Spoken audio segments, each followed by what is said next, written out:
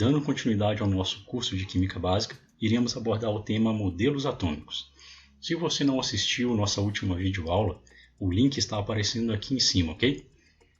Nessa videoaula, iremos abordar alguns tópicos bastante interessantes sobre o desenvolvimento dos modelos atômicos. Iniciaremos apresentando a primeira ideia do átomo, seguida pela apresentação dos modelos atômicos de Dalton, Thomson e Rutherford. Por fim, iremos apresentar para vocês as referências bibliográficas que empregamos na preparação desta videoaula. E lembrando, não deixem de ler e praticar com o livro-texto que vocês possuem à disposição, ok? Antes de começar, vale destacar que estudar os modelos atômicos é uma ótima forma de entendermos como o conhecimento científico vai sendo construído com a evolução da ciência, e espero conseguir passar essa percepção para vocês. Então, vamos lá! A primeira ideia de átomo surgiu pelos pensamentos de Demócrito, que acreditava que a matéria era composta por partículas minúsculas que ele denominou de átomos. Ele acreditava que se fosse dividindo a matéria, como essa pedra que está na imagem, chegaríamos a uma estrutura muito pequena que seria responsável pela composição da matéria, o átomo. Essa ideia não conseguiu se sustentar devido à contestação sofrida por filósofos mais influentes da época, como por exemplo Aristóteles e Platão. Séculos mais tarde, a ciência começou a se organizar de forma mais eficiente na geração de conhecimento, deixando um pouco de lado o pensamento puramente filosófico para algo mais conjugado, vamos dizer assim, com o experimental. Com a ciência se tornando mais organizada e mais eficiente na geração de conhecimento, tivemos grandes contribuições para a mesma, como as feitas por Lavoisier e Proust.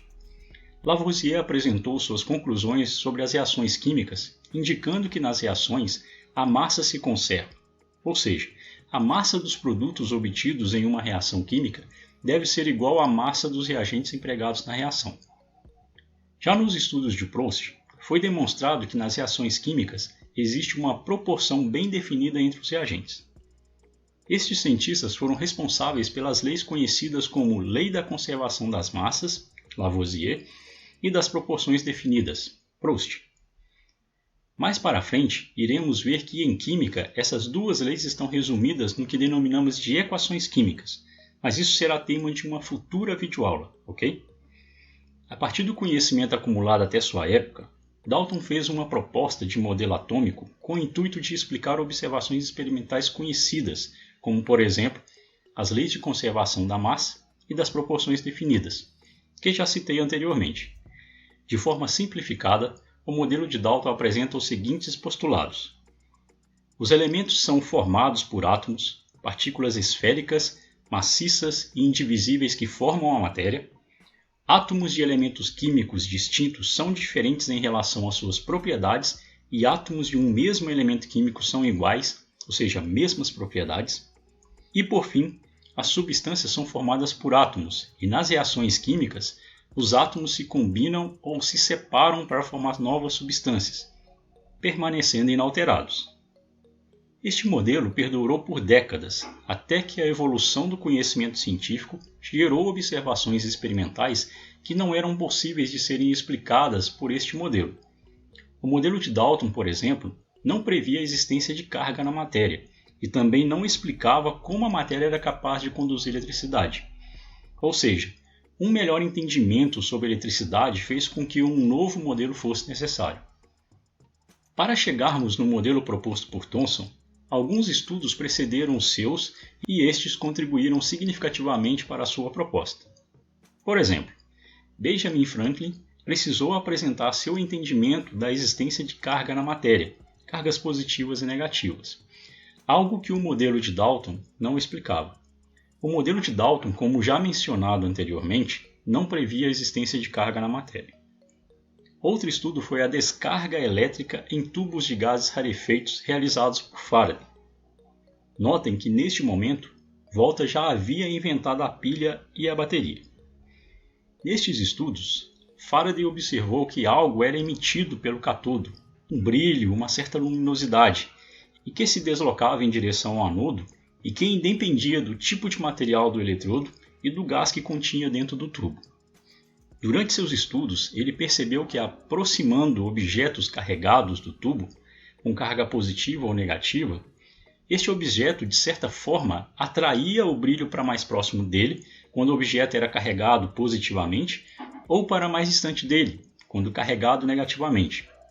Com isso, ele entendeu que, aparentemente, o brilho que ele percebia no cátodo poderia ter alguma coisa a ver com algo carregado negativamente, mas ele não conseguiu explicar a natureza desse brilho, que mais tarde receberia o nome de raios catódicos. Crookes foi um outro cientista que se dedicou ao estudo dos raios catódicos, que inicialmente foram observados por Faraday. Usando um tubo semelhante ao de Faraday, conhecido como tubo de raios catódicos, mas com melhorias como um vácuo maior dentro do mesmo, Crookes conseguiu observar que os raios catódicos, submetidos a um campo magnético, sofriam desvios em sua trajetória. Com a informação que os raios catódicos aparentemente possuíam carga negativa, indício do experimento de Faraday, com o fato desses raios sofrerem desvio de trajetória quando expostos a um campo magnético, experimento que Crookes realizou, parecia indicar que os raios catódicos poderiam se tratar de partículas negativas viajando entre o cátodo e o anodo. Entretanto, também era esperado que se os raios catódicos fossem partículas carregadas negativamente, também deveriam sofrer desvios frente a um campo elétrico. Infelizmente para Crookes, durante os seus experimentos, ele não conseguiu verificar desvios de trajetória dos raios catódicos quando eles eram submetidos a um campo elétrico. O dilema, se os raios catódicos eram ou não partículas carregadas negativamente, só foi possível de ser resolvido a partir dos estudos realizados por Thomson. Em seus estudos, Thomson, devido à existência de uma bomba de vácuo mais eficiente na sua época, conseguiu realizar estudos com um instrumento semelhante ao que Crookes desenvolveu, mas com um vácuo bem maior. Ao aplicar um campo elétrico e magnético cruzado ao sistema, ele conseguiu observar que os raios catódicos sofriam desvios tanto frente a um campo magnético, observado anteriormente por Crookes, como frente a um campo magnético. Neste último, ele verificou que os raios catódicos sofriam desvios na direção da placa carregada positivamente, uma das placas empregadas para gerar o campo elétrico, o que permitiu confirmar que, de fato, os raios catódicos eram partículas carregadas negativamente e intrínseca à matéria. Com isso, Thomson tinha descoberto o elétron, partícula que ele determinou a razão carga-massa e que posteriormente, após a descoberta de sua carga, foi possível determinar sua massa. Com essas informações em mãos, Thomson fez uma proposta de um novo modelo atômico em que o átomo deveria ser constituído por um fluido positivo com elétrons incrustados. Com este modelo, Thomson garantia a eletroneutralidade do átomo, conhecimento que já existia na época, bem como as previsões que também eram possíveis de serem feitas pelo modelo de Dalton. Neste momento, já podemos perceber que uma das ideias de Dalton, aquela que o átomo era indivisível, também não se aplicava às observações experimentais apresentadas anteriormente. O modelo de Thomson não durou muito. Alguns novos conhecimentos científicos gerados serviram para confrontar as ideias do átomo apresentadas por Thomson. O decaimento do modelo de Thomson começou a partir das descobertas e estudos da radioatividade realizados por Becquerel, Marie Curie, Pierre Curie e Rutherford. Becquerel descobriu de forma não intencional que um mineral de urânio era capaz de manchar chapas fotográficas de forma semelhante ao que o raio-x era capaz de fazer. Com essas informações em mãos, Becquerel propôs a Marie Curie e ao seu marido Pierre Curie o estudo desses compostos. Foi Marie Curie que criou o termo radioatividade e seus estudos, tanto em conjunto com Becquerel e seu marido Pierre Curie, bem como os que realizou de forma individual, lhe renderam 2 prêmios Nobel, um de Química e outro de Física. Rutherford também estudou a radioatividade, mas no caso dele, o foco era na identificação da composição da radiação que era emitida pelos elementos radioativos. Expondo a radiação a um campo elétrico e magnético cruzado, e observando os desvios de trajetória que ocorriam ou não na radiação, Rutherford chegou à conclusão que a radiação era composta por partículas alfa que apresentavam carga 2+, e que ao receber 2 elétrons se transformavam em átomos de hélio. Por partículas beta, que possuíam carga -1 e apresentavam o mesmo comportamento que as partículas negativas descobertas por Thomson, ou seja, As partículas beta eram elétrons emitidos pelos elementos radioativos.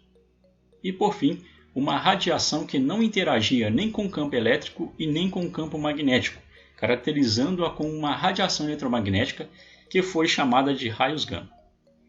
Pelo estudo da composição da radioatividade, Rutherford recebeu um prêmio Nobel de Química. Rutherford realizou estudos de bombardeamento de diversos materiais com partículas alfa, tanto em gases quanto em substâncias sólidas.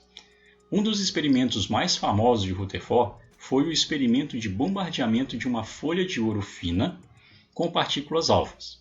Neste experimento, Rutherford tinha o intuito de testar o modelo atômico de Thomson para demonstrar que o mesmo estava correto.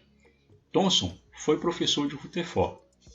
Neste experimento, Rutherford lançou partículas alfa sobre uma folha de ouro e usou placas fluorescentes que brilham em contato com as partículas alfa para avaliar se essas partículas eram capazes de atravessar a folha de ouro. Ele observou que muitas partículas eram capazes de atravessar a folha de ouro, sem sofrer grandes desvios, como demonstrado nessa imagem. Mas, para sua surpresa, algumas partículas sofriam desvios tão grandes que o deixou bastante intrigado. A explicação do ocorrido não foi realizada de forma imediata, mas vamos entender, a partir dessa outra imagem, que está à direita, a conclusão que Rutherford chegou. Vamos nos ater a esta primeira parte da imagem. Nela podemos entender o que Rutherford esperava se o átomo fosse como proposto por Thomson. Thomson havia imaginado o átomo formado por um fluido positivo com elétrons incrustados. Nesta situação, esperava-se que todas as partículas alfas deveriam passar pelos átomos na folha de ouro com no máximo pequenos desvios.